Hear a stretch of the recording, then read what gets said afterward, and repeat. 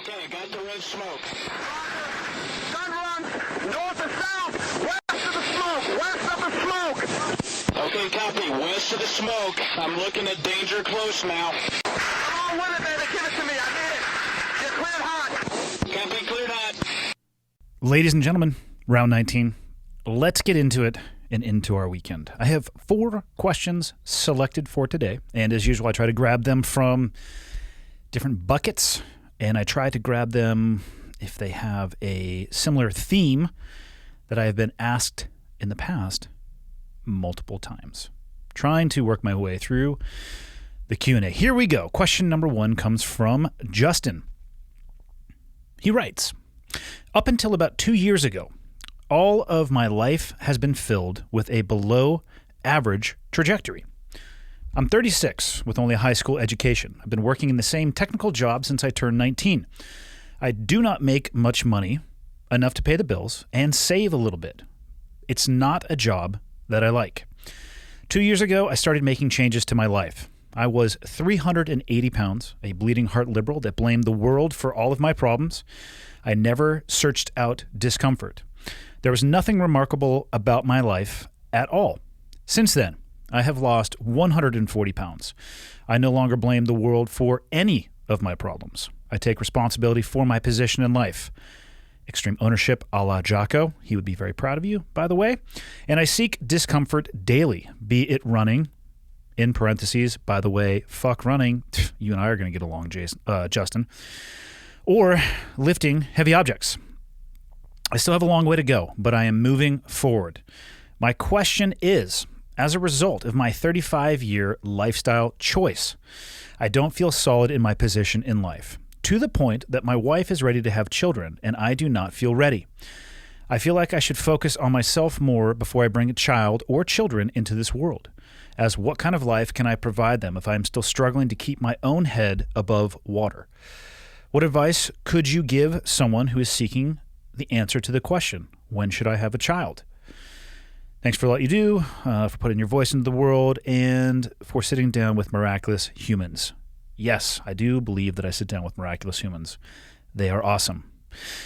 Here we go, but first, a sip of water. Okay. Justin, I'm not qualified to answer your question, or probably any question that I am asked, other than my advice potentially on military service or my experience in the military. But what I will tell you is this. What you've done so far in the transformation in 2 years is awesome. 140 pounds of weight lost. That's unbelievable. Go put a 45-pound weight on each side of a 45-pound barbell. Pick that sucker up. And that's the amount of weight that your muscular and skeletal system used to travel around with. Actually, plus 5 pounds more than that. It's unbelievable. And I want you to go do that, actually, because I want you to remind yourself how far you have come and how much you have already actually accomplished. When should you have a child? I don't know if anybody is ever, in their mind, truly ready for what bringing a child into the world is like. There are moments of beauty and joy and sheer panic and terror and the feeling of you have no idea what it is that you're doing, or the feeling that you have made a mistake, and that's all okay because that could probably happen in the span of 60 seconds. I don't have a line in the sand that you can cross where I would say, now you're ready to have a child. But what I would say in your situation is, it seems to me that your head is screwed on straight. You have built momentum in the appropriate direction that lends itself towards the accountability and responsibility and integrity individually for having a child. I know you opened the second paragraph with, as a result of my 35-year lifestyle choice. You know what, though? That's your past lifestyle choice. So let's build on the 24 months or 2 years going forward. That's the momentum that I want you to work on. And remember how far that momentum has already taken you, because you've turned your life around. losing 140 pounds is no joke. Changing your mentality from blaming others externally for what's going on in your life to a position of responsibility and accountability, internally looking for that motivation and that responsibility, that's an amazing mental shift. I would say, and then you add to that, you seek discomfort daily. I would say you're there. I would say that the monetary aspect, which I'm sure you're concerned with, because like you said, you have a technical job you've had since you're 19. It's enough to pay the bills and to save a little bit. There's a monetary aspect to having children. Anybody who says otherwise is what I'd like to call a liar and completely full of shit. They do cost money. But you know what? You'll find a way. If you are completely drowning and utterly upside down in debt, I would say maybe at that point look at the financial obligation and burden that having children comes with. But if you're not at that point, and I wasn't at a point in my life when my wife and I had kids, all three of the kids, I was in the military. So I was making a good amount of money, but not a lot of extra money to stuff into a savings account. You make do. You make do without some things, and you change your life around to facilitate and accommodate the child, which becomes the sole focus in your life. You ended the second paragraph with, what kind of life can I provide for them if I'm still struggling to keep my head above water? So I think I've already touched on the financial side. You can provide an amazing life for your child. Take the finances out of it, or you know what, even bring them back in. For the first 6 to 8 years, they're probably going to have no understanding of the finances. But I tell you what you can teach your child. It's the same thing that you've already taught yourself, that you can take ownership, accountability, and responsibility for the trajectory of your life. You can reverse bad decisions and bad lifestyles and completely reinvent and reform yourself into what it is that you want to be. The things that you've already accomplished are amazing, and each and every one of those things is an amazing example for a child that you might have. So I would say reread your email, Justin, and focus on the positive things, the things that you talked about on changing or flipping the trajectory of your life. And imagine being able to provide that lesson to your child or children through an example, the example that you are already setting. You need to stay the course, keep that momentum, and keep going in the direction that you are going. One thing you should remember when you're having kids, I look back now, my oldest is 17 next month. There have been some peaks and valleys in those 17 years, and I have the ability to set the example and show and pass along lessons, good or bad, through the words that come out of my mouth, but more importantly, the behavior that I exhibit, both in the good times and maybe more importantly, in the bad times. And you will have exactly that opportunity as well. So, I'm not saying that you should have a child. What I'm saying is focus on the changes that you have made in the last 24 months. Think about what you're going to be 24 months from now and all of the things that you could provide for your child outside that monetary perspective. And then you need to make that decision for yourself. So I hope that helped you, Justin. Question number 2. This one's a touch long. It comes from Lee. Lee says, I had a quick multi-part question. This opening statement is a lie because this email is quite long. Regarding fitness, with your military background at your previous East Coast command, as well as your CrossFit experience, what would you say is the best functional fitness training one could do as it might apply to law enforcement and or the military? In previous podcasts, I have heard you mention back in the day you used to do back and bis, chest and tries. Is this something you still recommend? Just this year, I changed my workouts to a push-pull leg split where I do chest, tries, and shoulders on my push day, back and bis on my pull day, and leg day will either be with weights or doing uphill sprints with a weighted vest. In parentheses is HIIT, high intensity interval training. I don't have a CrossFit location near my house, and the closest one is hella expensive anyways. I'm going to stop reading this email right here. Lee, do me a favor. Never use the term hella again in your life, whether it be written, spoken, and actually don't even think of that word. Moving on. I have a pull-up bar, weight bench, and adjustable dumbbell set, which all seem to be working well for me. Knowing what you know now and what worked and what didn't work for you and the guys at your old unit, what would you do differently? and what would you recommend these days? Further, as a 43-year-old, any advice you can give on recovery, besides just getting plenty of sleep, would be appreciated. Love the podcast. Best wishes and take care. P.S. When are you going to get more Cleared Hot shirts back in stock? I'm trying to give you my money, but they are all sold out. Psh, not anymore, sucker.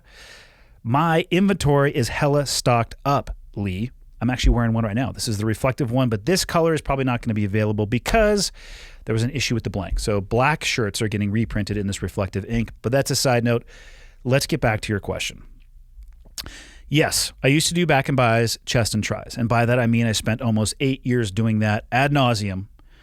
In my leg days, I would go for a run on the beach. I literally did not do a squat, a air squat, meaning just body weight, or a weighted squat until probably 2005. And let me just tell you, the day after I did my first air squat, or I did more than one the first day, I was a touch sore, meaning when I tried to sit on the toilet, I almost fell down like a sniper shot to the chest. Essentially, my legs stopped working. We're like, hey, fuck you. You just punished us, so now we're going to punish you.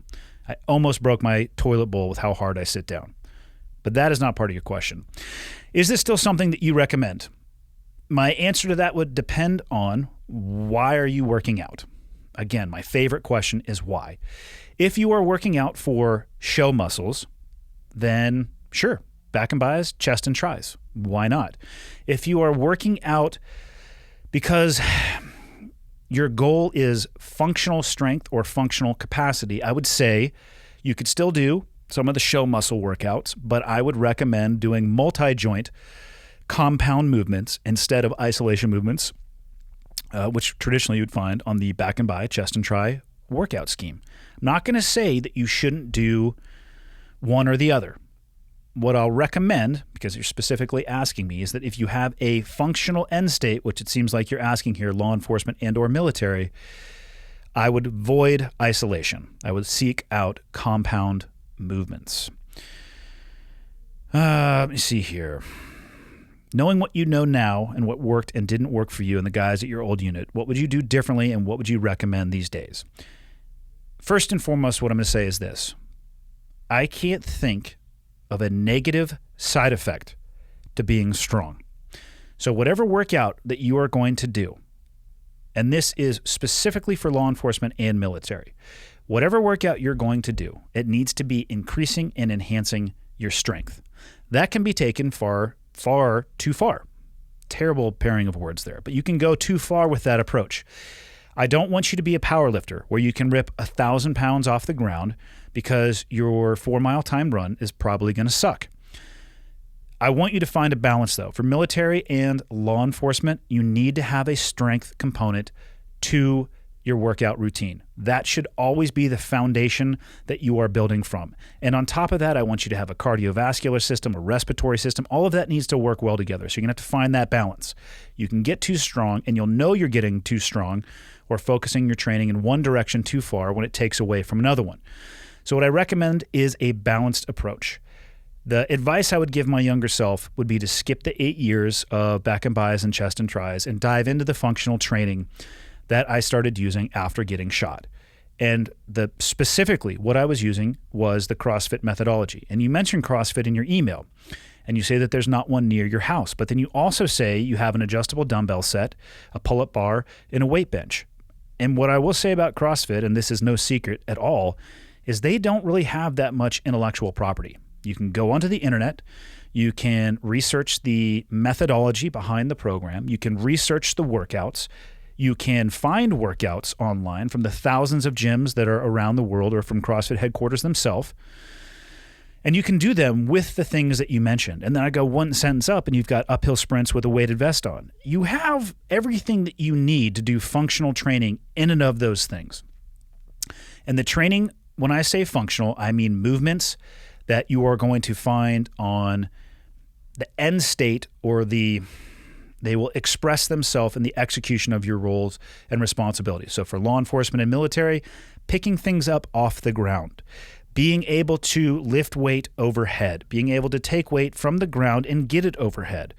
You could define those things as a deadlift, as a power clean, as a clean and jerk. And you need to be doing these things in combination. So you need to have a broad level of physical fitness and capacity for law enforcement and military, because the things that you will potentially be tasked with are broad and voluminous. So be prepared. On the recovery side of the house, besides getting plenty of sleep, that's actually where I would have started. One thing that I have changed, I'm going to say in the last 6 months, that has drastically helped me is focusing on hydration. So what I have in front of me is a huge Yeti, I don't know what this is called. Maybe it's a tumbler, a goblet, I don't know, whatever it may be. Totally full of water. And I start my morning now with a goblet full of water, but I also have added salt and electrolytes specifically. And what I use, it's a company called Element Labs. And I heard about these originally from Rob Wolf. I started realizing or thinking about hydration after hearing about Rob talk about that. And I realized I was not getting enough water throughout the day. So I will take an entire one of these cups, pour the salt in it in the morning, and down it. That's how I'm starting my day now. And then after jiu-jitsu, where anybody who does jiu-jitsu for a couple hours a day can tell you there is some output and sweat involved, I will take another one of these massive cups of water with an Element Labs electrolyte packet in there as well. And it has been life-changing for me. I don't understand exactly the mechanism other than it is helping me hydrate and it is helping me replenish what I am losing on the mats. For people who want to know more information about that, I would point you towards Rob Wolf. But what I can do is I will put a link to Elements Labs in the show notes. So if you're curious, you can go and figure it out for yourself. So sleep, hydration, and then I would say diet. I think the older that you get, you're 43, as am I, or I will be in a couple weeks. The older that you get, I think the less broad range you have to get away with messing around with your food. You need to dial your nutrition in tighter as you get older. And again, I'm not a nutritionist, obviously, but in my opinion, it's a key factor that when your metabolism is like a nuclear bomb going off 24 hours a day in your late teens and early 20s, that's just not the way it is for me anymore. So when I eat and I have too much sugar, actually too much of anything in my diet, because I can go too far with fat, too far with protein, and too far with carbs, I don't sleep well. That's the number one thing that I notice. Specifically sugar late at night, I'll wake up where my joints ache. They feel swollen, and I find that happens for me with too much processed carbohydrate.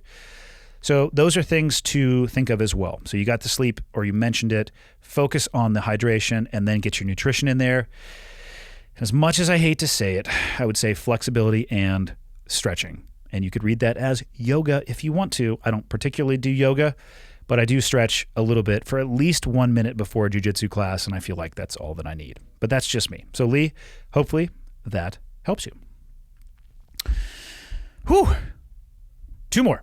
This question comes from a guy named Andy. So of course I'm going to select it.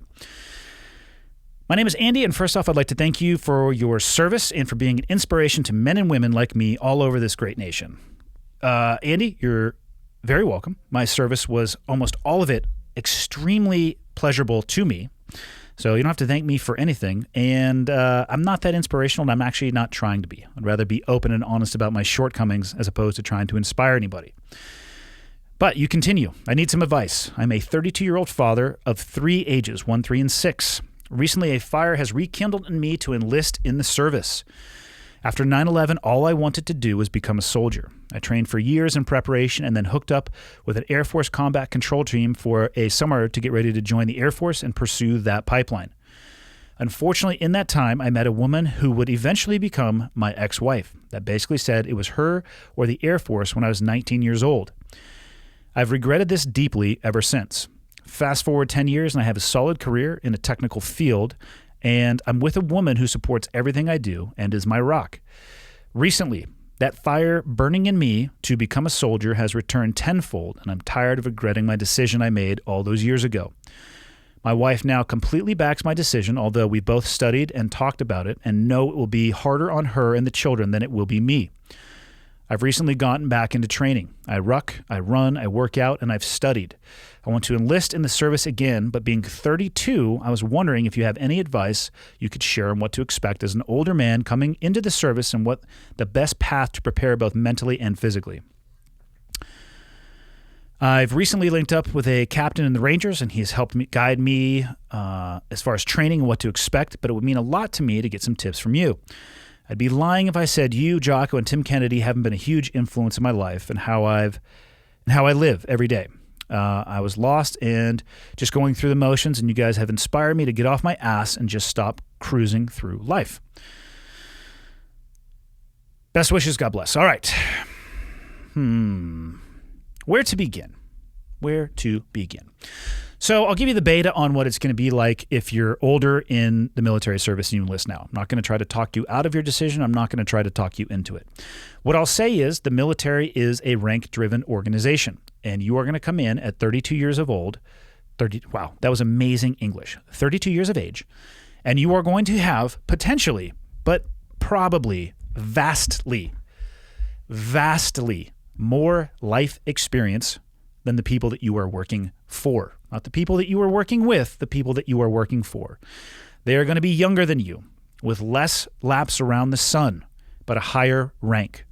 And I've seen that be no problem at all, and I've seen that be pulling your hair out in frustration, almost insurmountable to deal with, depending on the individual. And that is something that you should prepare yourself for. It's not necessarily negative, but you will be starting in the military at the bottom of the ladder, on the first rung, just like the people who are going to be your boss did. You might have somebody, though, who is a 24-year-old with 6 years of military experience. And how old are you? You are 32. So 6 years more military experience than you, but 6 years less. Actually, no, 8 years less of life experience. It can be grating. Having said that, the military as a whole will probably benefit from and be well suited to you with your enhanced life experience. If the people working for you or the people that you are working for are receptive and you can develop a relationship with them, they will highly benefit from your enhanced perspective and optic of the world because of the extra time you've had in the world. That is going to be dependent on your ability to develop that relationship. I personally think that the military will benefit and does benefit from older people joining because they bring with them that solid life experience. Physically, it already sounds like you found somebody to work with you on the potential demands. What I would say is focus heavily on recovery and make sure that you're not overtraining. It's not that 32 is incredibly old age, but you have a few more miles on the tires than most people enlisting, and you need to be cognizant of that. So actually, just like my previous question, focus on your sleep, your hydration, your nutrition. Train smartly. Don't crush yourself just because you feel like you need to. And then food for thought. You want to be a soldier, which is amazing. And I respect anybody who wants to make that decision. Be sure that you are okay with a complete shift in your life from what it is that you're doing now in your family life now to going into the military and what your family life will be then and your occupation could be like then. Be prepared that it's not going to be what you would want it to be, and be prepared that you may not get to serve in the soldiering capacity that you have that fire rekindled in you to do. It's very possible that the world will shift on a dime while you are in, and it could become incredibly kinetic, much like 9/11. Or it's very possible that things will continue to dwindle, which is a good sign, meaning we have less enemies or situations or issues or things in the world that we have to react to as a military. Those could be on the decline, which is what I hope they actually are. And you need to be sure that you could be okay with both of those, because what I would hate for you is to make a drastic 90-degree left-hand turn and have the military not be what you thought it was going to be or not get out of it what you thought you were going to. So spend some time in between your ears, thinking about what it is you want from the military, why you want to soldier the way that you do, because I can tell you right now, serving in the military is not like playing Call of Duty. There's a vast amount of boredom. Sit around, hurry up and wait is a term that you're going to get used to. And there is a drain, friends, family, loved ones. Be prepared for that. So hopefully that helped. And if it didn't, write me another email, I'll try to answer it again. Last question for today. In case 2020 couldn't turn into more of a shit sandwich, there has been a video circulating social media of an Army vet that shot himself in the head with a shotgun on a Facebook live stream. I am not going to link to the video. And thank you, Paul, for not doing that because I don't want to see that. I don't think I need to show you what a round does when discharged in that close of proximity to a person. You're correct, you do not need to. And like I said, I do not want to or need to see that. The video made it to TikTok, which is heavily used by kids and teens to watch dancing videos. What do you think violent videos like that have as an effect on kids and teens? And what are your thoughts on the ease at which kids can access this type of gnarly shit? Paul. Whew, this is a heavy one. And I chose to answer this because September is actually Suicide Awareness Month, which we're obviously talking about suicide. Catastrophic. I saw the news reports about this. I intentionally did not go out seeking that video. And I hope that people didn't either. And I really hope they didn't stumble across it because nobody needs to see that. Kids and teens specifically in the formative years of their life don't need to watch somebody put a shotgun to their face and pull the trigger. Let's just say gently as possible, that it looks like a Jackson Pollock. And if you don't know what that is, just Google Jackson Pollock painting, and you'll get an idea of what a shotgun round to the face looks like at close proximity. I don't want my kids to see that. What I'm not adverse to is them being aware that that type of video is in fact on TikTok in the hopes that it would spark a conversation about suicide, about communication and empathy and compassion and being there for people should they reach out to you and say that they need help. I do not want my kids watching that video at all, but I do want my kids to understand that there are people, men and women, young and old, who get to a point where they feel like that is their only option. And all I would ever want for my children is if they were to ever get to that place would be for them to reach out and say something. Or if they knew somebody who was ever at that place, that they were there to be a sounding board, to listen, and to help to make sure that somebody doesn't make that decision, which I'm gonna classify it as a mistake because obviously the person who's making that decision has no idea the catastrophic effects that are left behind. What do I think about violent videos and what effect do they have on kids and teens? I don't know. I don't know what effect violent videos and violent video games have on teens. Do I think that they create serial killers? No, I do not. Do I think that a serial killer would love playing those types of games and watching those videos?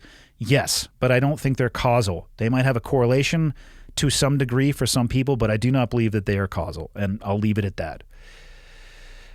The last part of your question, what are your thoughts on the ease at which kids can access this type of gnarly shit? Well, beyond suicide, and the gnarly shit to me extends beyond suicide. We're talking about porn, drugs, anything that all of our children have access to anytime they pick up a smartphone and have unlimited, basically unmetered access to the internet. And for parents out there who have kids who have phones, you need to be really clear that they do in fact have access to the broadest depths of the internet. You can put things on your kid's phone that throttle and govern, but guess what? Kids are devious little bastards. And I know of multiple parents that have told me about their children finding backdoors or ways around all of those protocols that they have put in place onto their phone. And then all they really need to do is grab one of their friends' phones whose parents don't give a shit because they're off caring more about themselves than raising their kids. And then all of those things are gone. It is incredibly scary to me. The internet is a beautiful thing. I love the access to information, but I'm viewing that through 42 years of life. When you're younger and that insatiable curiosity about topics that could potentially seem taboo, it worries me. And that's why I try to have very open and honest conversations with my kids on any topic that they want to. Drugs, alcohol, sex, pornography, fill in the blank. I would prefer, I'm not going to expose them to those things, but I would hope that they're not exposed to those ideas for the first time on a web browser on a smart device.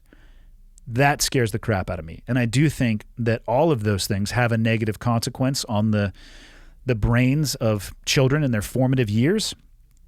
And I don't have a solution for it. But it is something as a parent I think you have to consistently and constantly combat against. And that is all I have for this Full Auto Friday. Hope that helped you out, Paul.